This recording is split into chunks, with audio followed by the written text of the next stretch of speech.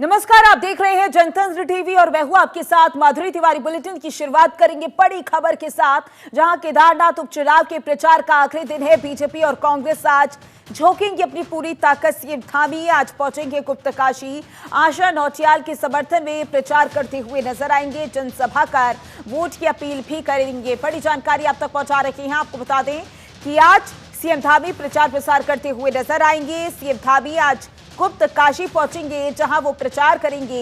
इसी के साथ वो वोट की अपील भी करेंगे। दरअसल आशा नौटियाल के हक में प्रचार प्रसार करते हुए नजर आएंगे। जनसभा कर वोट करने की अपील भी करेंगे। तो जनसभा को लेकर तैयारियां पूरी हो चुकी हैं। जनसभा में संबोधन देते हुए सीएम धामी नजर आएंगे। ऐसे में आज आखिरी दिन है, क्योंकि प्रचार प्रसार का चाहे बीजेपी हो या फिर कांग्रेस हो, दोनों ही पार्टियां प्रचार प्रसार करती हुई नजर आएंगी। ऐसे में सीएम धामी का जो गुप्तकाशी का दौरा है वो बहुत ज्यादा महत्वपूर्ण माना जा रहा है, क्योंकि आखिरी दिन अपनी पूरी ताकत झोंकते हुए सीएम धामी नजर आएंगे। जनसभा का आयोजन किया गया है। जनसभा में अपना संबोधन भी देंगे और जाहिर सी बात है, जब अपना संबोधन देंगे वो, तो वहां की जनता से वोट करने की अपील करते हुए नजर आएंगे। तो बीजेपी और कांग्रेस आज अपनी पूरी ताकत झोंकने वाली है। सीएम धामी आज गुप्तकाशी पहुंचेंगे।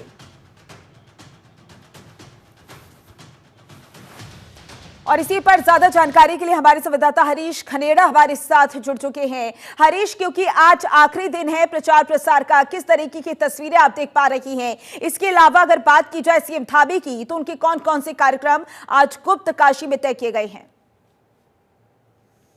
देखिए माधुरी, आज जो केदारनाथ में उपचुनाव होने जा रहा है, तो उसका आज प्रचार प्रसार का जो शोर है वो आज शाम 5 बजे तक थम जाएगा। उसके बाद रोड कैंपिंग यहाँ पर की जाएगी। और जिस तरह से आज की अगर बात करें, तो आज मुख्यमंत्री पुष्कर सिंह धामी का भी केदार वैली में, खासतौर पर केदारनाथ जो विधानसभा है गुप्तकाशी में, उनका कार्यक्रम है। और सभी यहाँ पर जनसभा यहाँ पर लगाई जाएगी। जो आस्था नौटियाल बीजेपी के कैंडिडेट हैं, उनके लिए यहाँ पर वोट की अपील लोगों से की जा रही है। आशा नौटियाल की अगर बात करें, तो लगातार वो लोगों के बीच पहुंच रही हैं। प्रचार प्रसार यहाँ पर किया जा रहा है।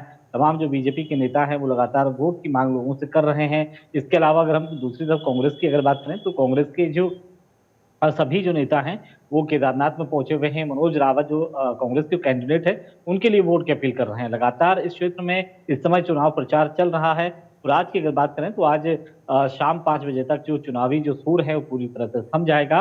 लाउड स्पीकर हट जाएंगे और जो आचार संहिता है उसका यहाँ पर पालन किया जाएगा। और साथ ही साथ उसके बाद कल की अगर बात करें, तो कल भी यहाँ पर कैंपेन यहाँ पर किया जाएगा, प्रचार प्रसार किया जाएगा। लेकिन डोर टू डोर जाकर के प्रचार प्रसार किया जाएगा। 20 तारीख को यहाँ पर वोटिंग होनी है और 23 को रिजल्ट आना है, तो उसको लेकर लगातार यहाँ पर तैयारियां की जा रही हैं। आज मुख्यमंत्री भी पहुंच रहे हैं, लोगों से अपील कर रहे हैं वोट की।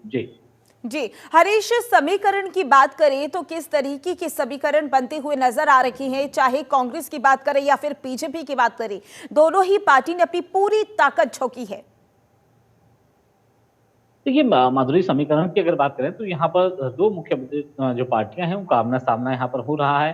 खासतौर पर कांग्रेस और बीजेपी की अगर बात करें, तो जहां एक तरफ आस्था नौटियाल हैं बीजेपी की कैंडिडेट, और दूसरी तरफ मनोज रावत हैं कांग्रेस के कैंडिडेट, तो इनमें आमना सामना देखा जा रहा है। और साथ ही साथ इससे पहले क्योंकि जो सीट खाली हुई थी, ये शैला रानी रावत के निधन के बाद ये सीट खाली हुई थी, जो बीजेपी की कैंडिडेट थी। और क्योंकि यहाँ जो लगातार यहाँ पर वोट की अपील जो उनके काम है और जो छूटे हुए काम है, क्योंकि लगभग 2 साल का उनका कार्यकाल यहाँ पर रहा है और इस साल यहाँ पर चुनाव होने जा रहा है, उपचुनाव होने जा रहा है, तो उसको लेकर के भी जो तैयारियां हैं वो पूरी हो चुकी हैं। जो उनकी बेटी हैं, उनका जो परिवार है, वो लगातार आशा नौटियाल के समर्थन के लिए वोट की अपील लोगों से कर रहा है। और समीकरणों की अगर बात करें, तो कहीं ना कहीं जो बीजेपी ने जो कैंडिडेट है वो काफी मजबूत कैंडिडेट मैदान में उतारा है। और दूसरी तरफ अगर हम मनोज रावत की बात करें, तो वो भी जमीनी नेता है, लगातार लोगों से यहाँ पर उनका जुड़ाव रहा है। इससे पहले वो कांग्रेस के विधायक भी रह चुके हैं और कहीं ना कहीं लोगों से उनका बहुत अच्छा सरोकार देखा जा रहा है। वो भी एक मजबूत दावेदार हैं। और जिस तरह से यहाँ पर अगर बात करें तो एक अच्छे कैंडिडेट होने के साथ साथ ये कहीं न कहीं जो मुकाबला है बिल्कुल आमने-सामने का दिख रहा है। जी जी। हरीश, क्योंकि देखिए जनसभा का भी आयोजन किया जा रहा है और क्योंकि आखिरी दिन है प्रचार प्रसार का, सीएम धामी संबोधन भी देंगे जनसभा में। ऐसे में जनसभा को लेकर क्या कुछ तैयारियां हैं और वहां के लोगों में कितना उत्साह है सीएम धामी पहुंचने का? देखिए आज, क्योंकि आज चुनाव प्रचार का अंतिम दिन है माधुरी, और ऐसे में मुख्यमंत्री जब पहुंचेंगे तो उनके यहाँ पर संबोधन भी होने हैं, उनके यहाँ पर जनसभा होनी है। जी लोगों को यहाँ पर जो सरकार की योजनाएं हैं उसका बखान मुख्यमंत्री करने वाले हैं। वह खुद बीजेपी के तमाम जो बड़े नेता हैं वो भी यहाँ पर पहुंचने वाले हैं। और इनको लेकर के जो मुख्यमंत्री के कार्यक्रम को लेकर के जो जिला प्रशासन की तरफ से भी तैयारियां यहाँ पर की जा रही हैं, क्योंकि मुख्यमंत्री को पहुंचना है। और ऐसे में जो बीजेपी के जो तमाम जो नेता हैं उनकी तरफ से भी यहाँ पर तैयारियां की जा रही हैं। और एक बड़ी जनसभा यहाँ पर होने जाएगी, गुप्तकाशी में जनसभा होनी है और उसको लेकर के तैयारियां यहाँ पर हो चुकी हैं। अब से कुछ ही देर बाद मुख्यमंत्री यहाँ पर पहुंचेंगे। तमाम जो सरकार की योजनाएं हैं, राज्य में किस तरह से नकल विरोधी कानून हो, जी या इसके अलावा महिलाओं को आरक्षण देने की बात हो, या फिर जो क्षैतिज आरक्षण जो राज्य आंदोलनकारी को 10% का दिया हो उसकी यहाँ पर बात करें। इसके अलावा भू कानून की भी यहाँ पर मुख्यमंत्री बात कर सकते हैं, क्योंकि हाल ही में एक बैठक यहाँ पर हुई थी भू कानून को लेकर के, जिससे कि प्रदेश के तमाम जगहों पर जो लोग हैं, अलग अलग संगठन हैं, वो लगातार मांग कर रहे थे। इसके अलावा यूसीसी की अगर बात करें तो यूसीसी का बखान भी मुख्यमंत्री खुद करेंगे, और साथ ही साथ दंगा विरोधी कानून की भी मुख्यमंत्री यहाँ पर बात करेंगे। जी तो जाहिर सी बात है जो सरकार की योजनाएं हैं, सरकार जो नई उपलब्धियां अपनी रखेंगी, लेके आ रही हैं, उनका भी यहाँ पर लोगों को बताया जाएगा उसके बारे में। और साथ ही साथ जो सरकार की जन कल्याण योजनाएं हैं वो लोगों तक पहुंच रही हैं या नहीं पहुंच रही, उसको उसकी भी आज मुख्यमंत्री यहाँ पर बात करेंगे। बिल्कुल जाहिर सी बात है, हरीश, सरकार देखना होगा कि जनता किसे चुनती है, क्योंकि जाहिर सी बात है हर एक पार्टी ने पूरी कोशिश की है, प्रचार प्रसार अभी भी चल रहा है। ऐसे में देखना होगा किसकी कोशिशें जो हैं वो सफल साबित होती है। बहुत बहुत शुक्रिया ज्यादा जानकारी के लिए। आगे की जानकारी के लिए हमारे साथ बने रहिएगा।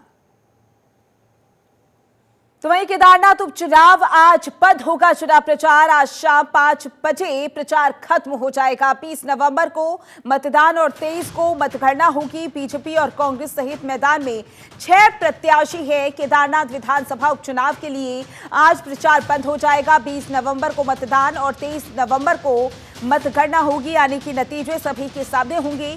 शांतिपूर्ण मतदान और मतगणना के लिए निर्वाचन विभाग और प्रशासन ने तैयारियां पूरी कर ली है। इस साल 9 जुलाई को केदारनाथ वेस्ट की विधायक शैला रानी रावत के निधन से सीट खाली हो गई थी। 15 अक्टूबर को भारत निर्वाचन आयोग ने उपचुनाव की अधिसूचना जारी की थी। 22 से 29 अक्टूबर तक नामांकन प्रक्रिया के तहत 6 प्रत्याशियों ने अपना नामांकन किया था। इस उपचुनाव में भाजपा से आशा नौटियाल, कांग्रेस से मनोज रावत, उक्रांद से डॉक्टर आशुतोष भंडारी के अलावा निर्दलीय त्रिभुवन चौहान, आरपी सिंह और प्रदीप रोहन रूड़िया हैं। बीते 17 दिनों से सभी प्रत्याशी चुनाव प्रचार में जुटे हुए हैं। आज शाम 5 बजे प्रचार खत्म हो जाएगा।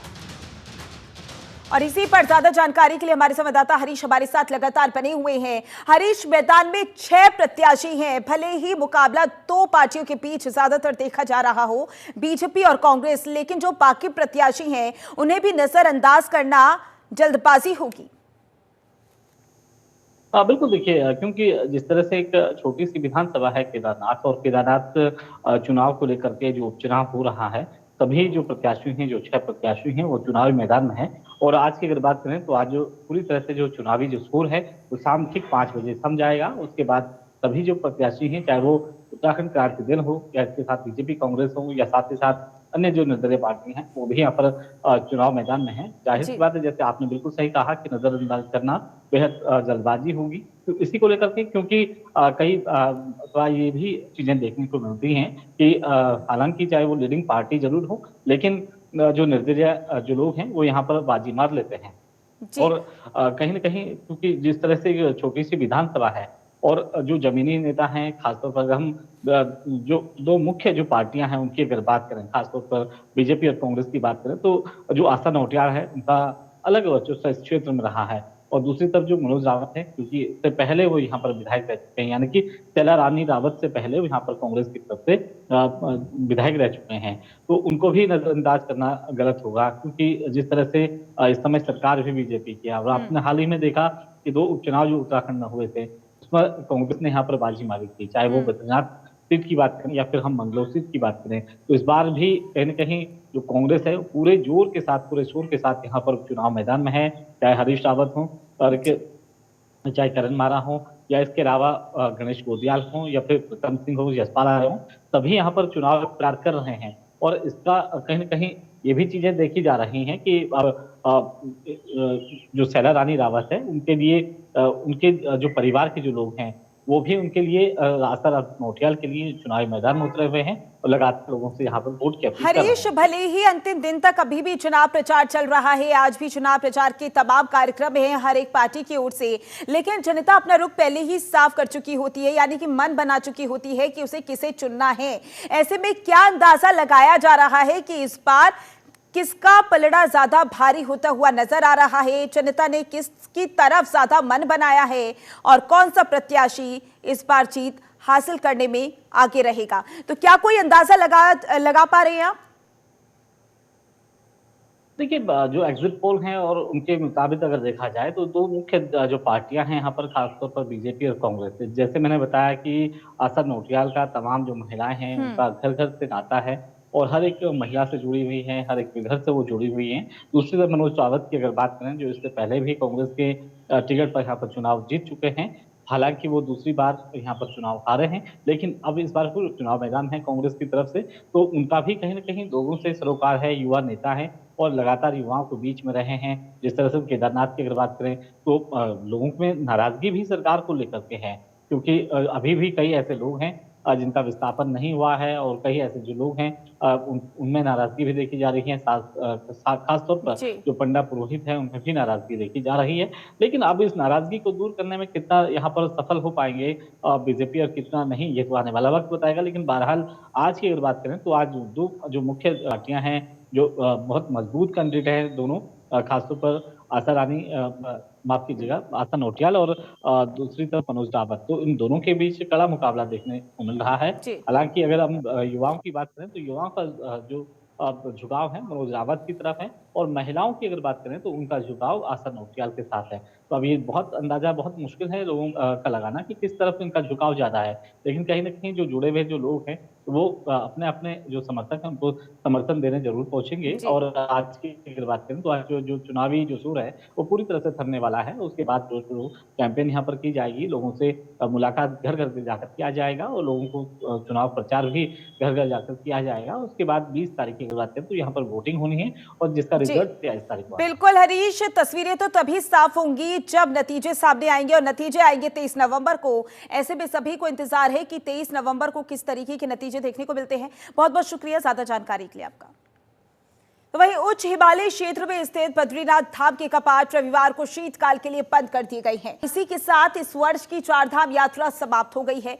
सूत्रों ने ये जानकारी दी। बद्रीनाथ केदारनाथ मंदिर समिति के सूत्रों ने बताया कि रात 9:07 पर बद्रीनाथ धाम के कपाट परंपरागत पूजा अर्चना और रीति रिवाज से शीतकाल के लिए बंद कर दिए गए हैं। इस दौरान सेना के बैंड की धुनों और भक्तों की जय बद्री विशाल के नारों से वातावरण गूंज उठा। कपाट बंद होने के मौके पर धाम को 15 क्विंटल फूलों से सजाया गया था। इस दौरान मंदिर में साल की आखिरी पूजा देखने के लिए 10,000 से अधिक श्रद्धालु मौजूद थे। तो तस्वीरें हम लगातार देख रहे थे जब बद्रीनाथ के जो कपाट है वो बंद हुए थे। श्रद्धालु में अलग ही उत्साह नजर आ रहा था। आगे बढ़ेंगे जहां केदारनाथ विधानसभा उपचुनाव में बीजेपी प्रत्याशी लगातार गांव-गांव में जाकर आम लोगों से वोट मांग रही हैं, तो वहीं बीजेपी प्रत्याशी आशा नोटियाल ने कांग्रेस के ऊपर सवाल खड़े किए। कहा कि कांग्रेस सिर्फ भ्रम फैला रही है और देखना होगा कि जब नतीजे आएंगे तो किसके हक में ये नतीजे आने वाले हैं, क्योंकि हर एक पार्टी की ओर से तैयारियां की जा रही हैं। केदारनाथ में विधानसभा सीट को लेकर उपचुनाव होना है। ऐसे में इस उपचुनाव को लेकर सभी तैयारियां करते हुए नजर आए। आशा नोटियाल की बात करें तो उनकी तरफ से लगातार प्रचार प्रसार किया जा रहा था और ये तस्वीरें भी आप देख सकते हैं किस तरीके से बीजेपी प्रत्याशी आशा नोटियाल ने कांग्रेस पर तमाम सवाल भी उठाए हैं। कहा कांग्रेस भ्रम फैला रही है। देखिए, ये जन सैलाब आप देख रहे हैं, जहां भी जा रही हूँ ये जन सैलाब, महिला हमारे गांव के ग्रामीण नर नारी युवा बच्चे सब कमल खिलाने में लगे हुए हैं। और ये मोदी जी की जो विकास की नीति है, लगातार मातृशक्ति को सम्मान देना, युवाओं को रोजगार की दिशा में आगे बढ़ाना और गांवों का विकास करना, हमारे माननीय मुख्यमंत्री पुष्कर सिंह धामी जी के जो लगातार क्षेत्र के विकास के लिए, केदारनाथ के विकास के लिए लगातार जो काम कर रहे हैं, उसका नतीजा ये है कि हमारी मातृशक्ति का सभी ग्रामवासियों का, युवाओं का भारतीय जनता पार्टी के साथ समर्थन, और जो जन सैलाब के साथ लोग अपना साथ भारतीय जनता पार्टी के साथ दे रहे हैं, उसको देख के लग रहा है कि 23 तारीख पूरी विधान।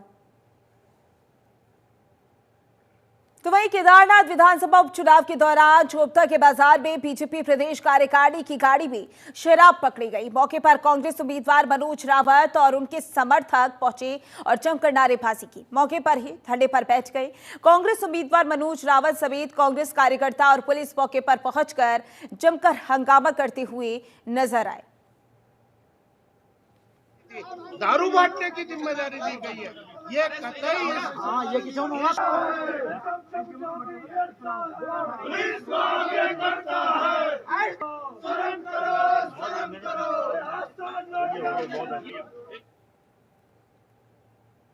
तो वहीं जिलाधिकारी की शहर को बाल भिक्षावृत्ति से मुक्त करने की कवायद परवान चढ़ती हुई नजर आ रही है। इसी के चलते जिलाधिकारी सविन बंसल की अध्यक्षता में भिक्षावृत्ति उन्मूलन को लेकर महत्वपूर्ण बैठक आयोजित की गई। मुख्य शिक्षा अधिकारी एवं जिला प्रमोशन अधिकारी द्वारा विगत सप्ताह से भिक्षावृत्ति से रेस्क्यू किए जाने वाले बच्चों हेतु तैयार किए गए प्रो प्लान को जिलाधिकारी ने अनुमोदन दे दिया है। इसी दौरान रेस्क्यू किए जाने वाले बच्चों को इंटेंसिव केयर शेल्टर में उचित माहौल उपलब्ध कराने के लिए 3 सामाजिक संगठनों से जिला प्रशासन का MOU हस्ताक्षर कर आपस में अंतरित हो गया है। हमारी डिस्ट्रिक्ट चाइल्ड वेलफेयर कमेटी की मीटिंग ऑर्गेनाइज की गई थी, जिसमें एंटी चाइल्ड बैगिंग को लेके जो विगत सप्ताहों से हमारा कार्य चल रहा था, तो वो पूर्ण हो गया है। और जो उसका माइक्रो प्लान है वो आज अप्रूव हो गया है कि किस तरह से हम बच्चों को रिकवर करेंगे और तत्पश्चात उनको हम अपने इंटेंसिव केयर शेल्टर में लाकर ट्रांसफॉर्म करेंगे फॉर अ फ्यू वीक्स और मंथ्स, कि जिससे उनका जो एक बिहेवियरल चेंज है, जो एक उनका एफिनिटी है टुवर्ड स्टडीज, वो हम बढ़ा सकें और फिर फॉर्मल एजुकेशन से उनको लिंक कर सकें। इसके बाबत जो साधुराम कॉलेज है उसका टेंडर हो चुका। तो वहीं हरिद्वार में बिना सत्यापन कराए मकान में किराएदार रखना मकान मालिकों को भारी पड़ गया। जिले भर में पुलिस की ओर से चलाए गए सत्यापन अभियान मालिकों के खिलाफ कार्रवाई करते हुए 4,47,000 के कोर्ट के चालान कर दिए। मौके पर 1,591 लोगों का सत्यापन किया गया। संदिग्ध मिले 63 लोगों के खिलाफ पुलिस एक्ट में कार्रवाई कर 35,750 रुपए का नगद जुर्माना वसूल लिया गया। सभी को किराएदारों, घरेलू नौकरों और बाहरी व्यक्तियों का जल्द सत्यापन कराने के लिए निर्देश जारी कर दिए गए हैं।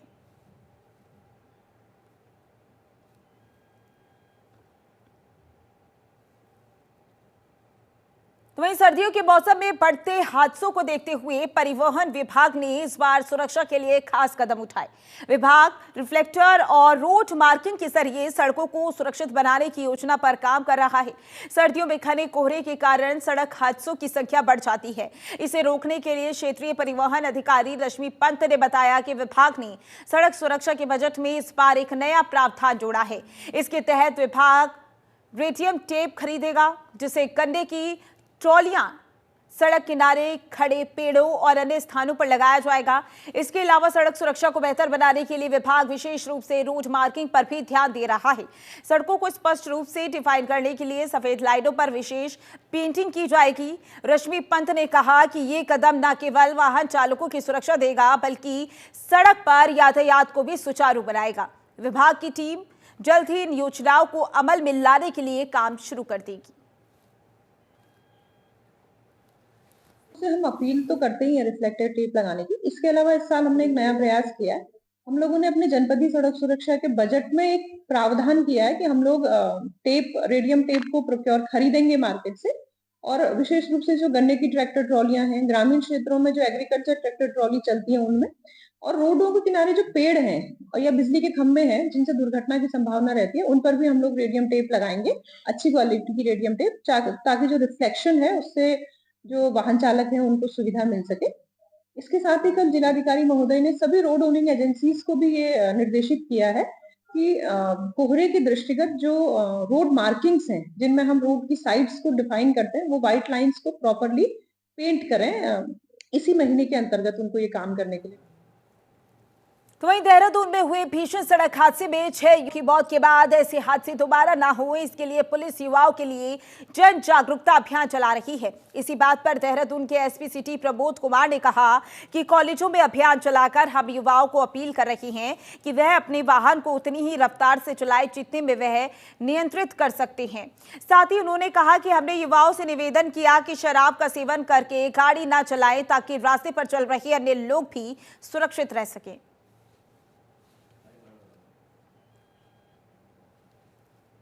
दिन पहले जो ये भीषण और बेहद दुखद जो एक्सीडेंट की घटना हुई थी कैंट क्षेत्र में, तो उसी के दृष्टिगत हमारे द्वारा जो है विभिन्न प्रोग्राम में और विभिन्न जो है कॉलेजेस में, खासकर हमारा जो युवा वर्ग है, जैसे कि आपको पता है कि उसमें हमारे जो हैं युवा साथी ही थे जो अपनी ज़िंदगी की जंग हार गए थे। तो उसी के संबंध में युवाओं को खासकर हम लोगों के द्वारा अपील की जा रही है, कृपया करके एक तो अपने वाहन को जो है सावधानीपूर्वक चलाएं और उतनी ही स्पीड उसकी रखें जितनी कि इमरजेंसी में आप उसको कंट्रोल कर पाएँ।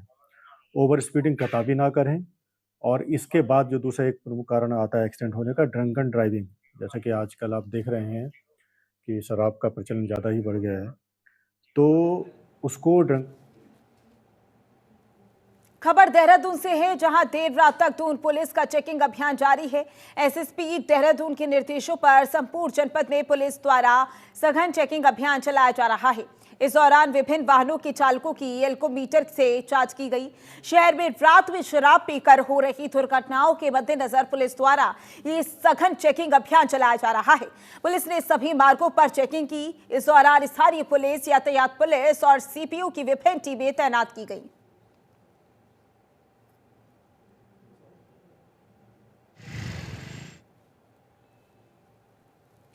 हरिद्वार के आबाली क्षेत्रों में जंगली हाथियों का घुसना जारी है। बीती रात ज्वालापुर में एक जंगली हाथी रेलवे ट्रैक पर आ धमका, जिससे वन विभाग और रेलवे प्रशासन में हड़कंप मच गया। वन विभाग की रेलवे ट्रैक टीम ने कार्रवाई करते हुए रेल प्रशासन से संपर्क कर ट्रेन की गति धीमी कराई। कड़ी मशक्कत के बाद हाथी को ट्रैक से हटाया गया, जिसके बाद धीरे धीरे ट्रेनें फिर से चलने लगी। घटना का वीडियो स्थानीय लोगों ने मोबाइल में कैद कर सोशल मीडिया पर वायरल कर दिया है। जंगली जानवरों का लगातार आबादी वाले क्षेत्रों में आना वन्य जीव संरक्षण और सुरक्षा उपायों पर सवाल खड़े करता है।